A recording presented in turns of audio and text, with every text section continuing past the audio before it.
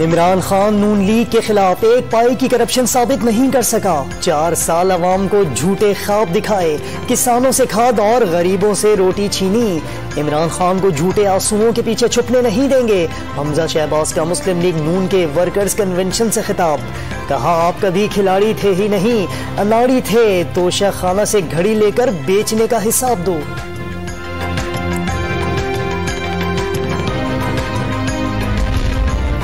इमरान खान ने absolutely not America को नहीं, रोटी चीनी मांगने वाले अवाम को कहा। इमरान खान, साजिश का ड्रामा न करो, कारकर्दगी दिखाओ। मरियम नवाज का मुस्लिम लीग नून के वर्कर्स कन्वेंशन से खिताब। कहा, एक शख्स कहता था नवाज शरीफ की सियासत खत्म हो गई, आज कहता है कि नवाज शरीफ ने लंदन से उसकी हुकूमत खत्म कर दी। हुकूमत के बाद अब इमरान खान की सियासत भी खत्म हो जाएगी। चेयरमैन पीपल्स पार्टी बिलावल भुट्टो को जमीयत उलमा इस्लाम के सरबराह मौलाना फजलुर रहमान का फोन। कम उम्र तरीन वजीर खारजा बनने पर मुबारकबाद। अवामी नेशनल पार्टी खैबर पख्तूनख्वा के सदर एमएल वली खान की भी मुबारकबाद।